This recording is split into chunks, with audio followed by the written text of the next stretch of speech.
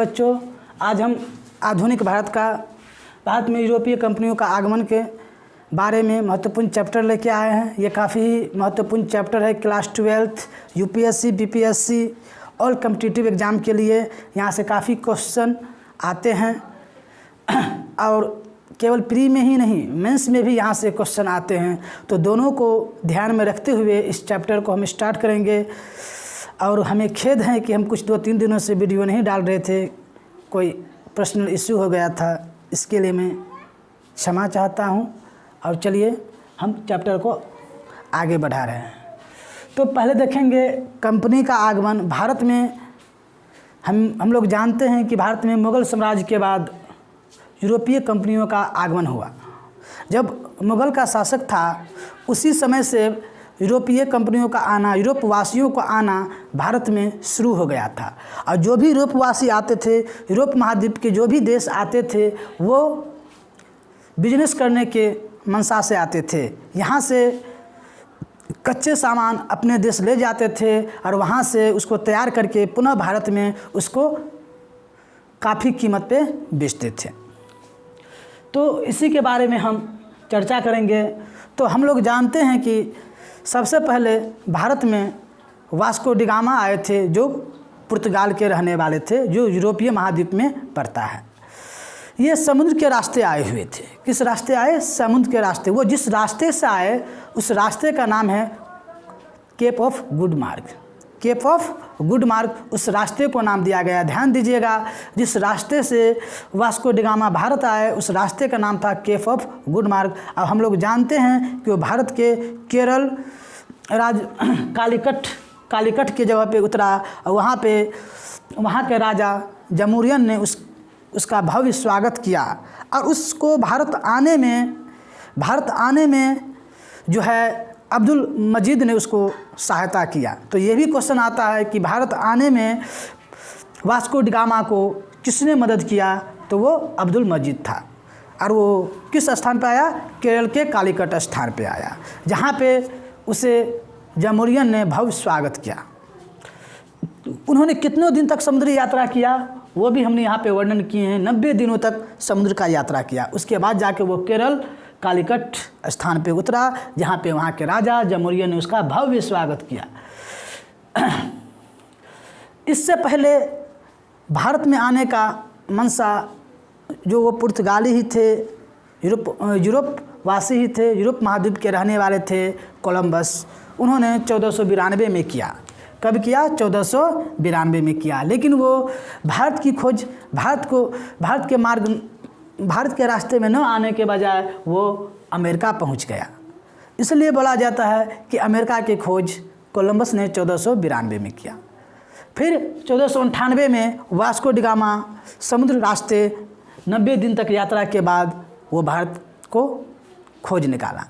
भारत को खोज नहीं निकाला, मतलब भारत को पता लगाया कि भारत वहाँ पे है। भारत ऑलरेडी खोजा हुआ है। ठीक है, तो हम देखते हैं कि ये कैसे कैसे क्या हुआ। तो कंपनी और आगमन यहाँ पे लिखे हैं। यहाँ पे कंपनी, जगह और स्थापना, यहाँ से काफ़ी क्वेश्चन आता है। ध्यान से देखिएगा, वीडियो को स्किप मत कीजिएगा। और इसका 2 वीडियो और डालेंगे। ये काफ़ी मोस्ट इम्पोर्टेंट चैप्टर है। तो देखिए, सबसे पहले पुर्तगाली आए 1498 में, जो अभी हमने बताया केरल कालीकट पे उतरे, जहाँ पे उसको जमूरियन ने उसकी भव्य स्वागत किया। 1498 में पुर्तगाली आए, फिर डच आए, 1596 में आए, फिर अंग्रेज आए, 1600 में आए, फिर डेनिश आए 1616 में, फ्रांसीसी आए 1664 में और स्वीडिश आए 1731 में। सबों को आने का मकसद बस एक ही था, भारत में व्यापार करना। बस ये व्यापार करने के मंशा से ही भारत आते थे। क्योंकि हम लोग जानते हैं भारत को सोने की चिड़िया कहा जाता था। अब यहाँ पे कुछ नहीं बचा। क्यों? क्योंकि जितने भी यूरोप महादेश के थे या दूसरे देश के थे, दूसरे महाद्वीप के थे, उन्होंने भारत को खोखला बना दिया। हालांकि अब हम भारत को सोने की चिड़िया नहीं कहते हैं, अब क्या कहते हैं? घोंसले की चिड़िया कहते हैं। क्योंकि यहाँ पे अब कुछ है ही नहीं, है ना। आपको भी आश्चर्य लगता होगा, मजाक लगता होगा। तो देखिए, पहले पुर्तगाली आए 1498 में, फिर डच आए 1596 में, अंग्रेज आए 1600 में, डेनिश आए 1616 में, फ्रांसीसी आए 1664 में और स्वीडिश आए 1731 में। इन्होंने आने के बाद यहाँ पे कंपनी की स्थापना की। कंपनी की स्थापना इसलिए किया क्योंकि भारत में व्यापार कर सके, अपने व्यापार को फैला सके, पूरे भारत में विस्तार कर सके, यहाँ पे शासन करे। धीरे धीरे उसका लोभ भारत पे बढ़ता जा रहा था। सबसे पहले पुर्तगाली जो आए उन्होंने अपना पहला फैक्ट्री कोचीन में स्थापित किया। कब किया? 1503 में। ठीक है। उसके बाद देखिए, उसके बाद अंग्रेज़ ने सूरत में स्थापित किया। 1608 में किया सूरत में, लेकिन ये पूरी तरह से तैयार नहीं हो सका। ये 1613 में जाकर तैयार हुआ और दूसरा फैक्ट्री 1611 में मसूलीपट्टनम में हुआ। लेकिन आपको ये क्वेश्चन पूछ दें कि पहले वो शुरुआत कहाँ पे किया, तो सूरत में किया। कब किया? 1608 में। लेकिन बनकर पहले तैयार कहाँ हुआ, तो वो मसूलीपट्टनम में हुआ 1611 में। और जो सूरत में पहले जो स्टार्ट हुआ था वो 1613 में जाके तैयार हुआ। उसके बाद डच अपना पहला फैक्ट्री मसूलीपट्टनम में स्थापना किया 1605 में। देखिए यहाँ पे डेट पहले लिखा है 1608, फिर लिखा है 1605, लेकिन अधिकार मिला पहले अंग्रेज को। तो इसलिए बोला जाता है कि भारत में आया तो पहले डच, लेकिन कंपनी किसने स्थापना किया पहले, तो वो अंग्रेज ने किया। कंपनी स्थापना किया 1608 में, लेकिन अधिकार प्राप्त हुआ 1600 में। 15 वर्षों का अधिकार प्राप्त हुआ। और ये अधिकार किसने प्राप्त किया था? महारानी एलिजाबेथ ने, जो हम लोग सभी जानते हैं कि 31 दिसंबर 1600 में ये क्या बोलते हैं, ईस्ट इंडिया कंपनी की स्थापना हुई थी। तो आगे हम देखते हैं फ्रांस ने अपना पहली फैक्ट्री सूरत में स्थापना की 1668 में किया। तो इस तरह से आपको यहाँ से पूछेगा पहले कौन आया? पुर्तगाली आया। ये इसने अपना पहला फैक्ट्री कहाँ स्थापना किया? कोचीन में किया। कब किया? 1503 में किया।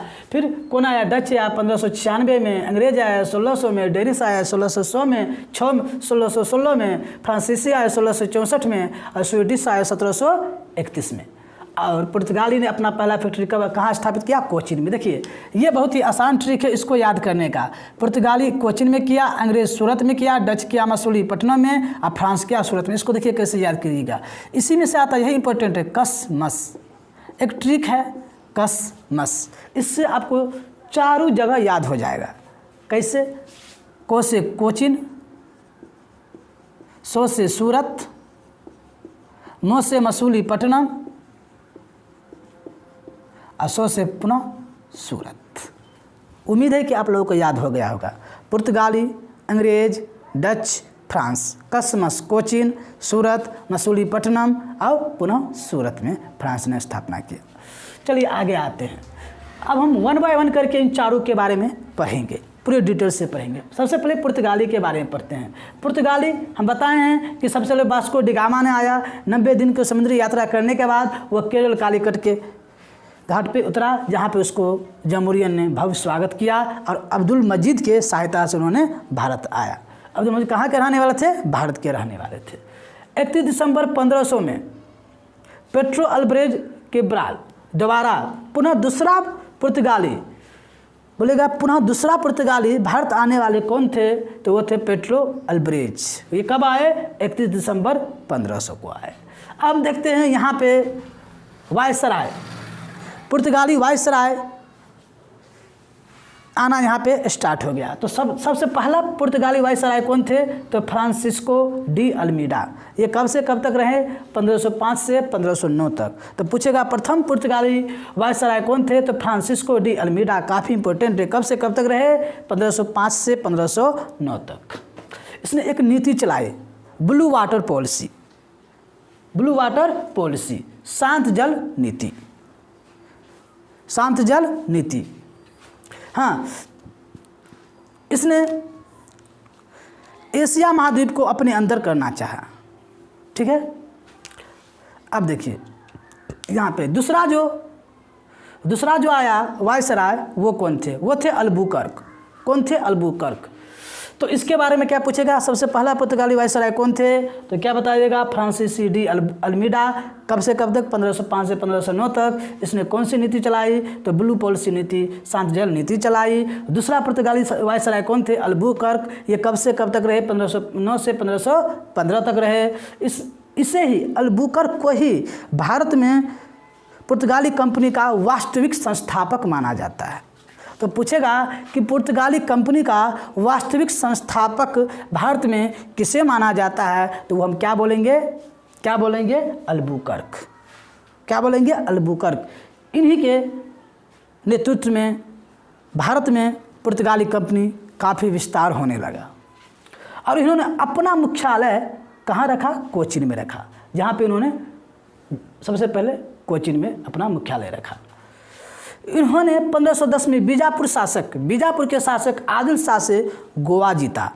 ध्यान दीजिए कि गोवा जीतने वाले वायसराय कौन थे, अल्बुकर्क थे, जिन्होंने कब जीते, 1510 में बीजापुर के शासक आदिल शाह को हरा के। किसको हरा के, आदिल शाह को हरा के। ध्यान दीजिएगा। फिर तीसरे नंबर पर जो आए पुर्तगाली वायसराय वो थे नीनू डी कुन्हा।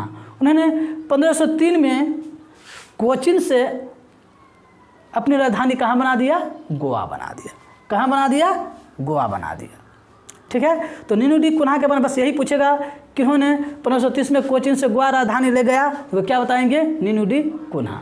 अब कुछ नोट्स है, उस नोट्स को देखिए, कुछ नोट है, ये काफ़ी इंपॉर्टेंट नोट है, जरा देखिए। प्रिंटिंग प्रेस का जनक, भारत में प्रिंटिंग प्रेस का जनक पुर्तगाली को माना जाता है। कब, 1556 में इन्होंने भारत में प्रिंटिंग प्रेस की स्थापना की।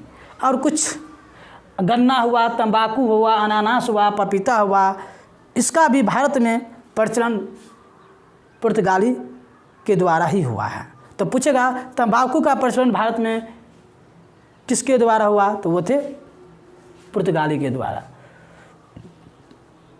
और हम लोग जानते हैं कि सबसे पहले भारत पे आक्रमण मतलब कि शासन करने का शुरुआत पुर्तगाल ने ही किए और सबसे अंत में भी इन्होंने ही गए। गोवा को छोड़कर उन्हें 1661 में गए। आज़ाद होने के बाद भी इसने गोवा पे अपना कब्जा किए हुआ था। गोवा हम लोग जानते हैं कि 1947 में मेरा भारत आज़ाद हुआ और 1961 में जाकर उन्होंने गोवा को छोड़ा। तो हम लोग समझ सकते हैं कि पुर्तगाली आया भी पहले और गया भी अंत में। दमन द्वीप और गोवा तो पहले ही जीत लिए थे अल्बुकर्क, बाद में दमन और द्वीप को भी अपना कब्जा में कर लिया। कौन, नीनू डी कुन्हा। तो इस तरह से नीनू डी कुन्हा ने दमन, द्वीप और गोवा तीनों को अपने औपनिवेशिक जगह बना लिया इसको। तो इस तरह से ये पार्ट 1 वीडियो खत्म हुआ। नेक्स्ट वीडियो आप देख सकते हैं, लाइक करें, सब्सक्राइब करें और धन्यवाद।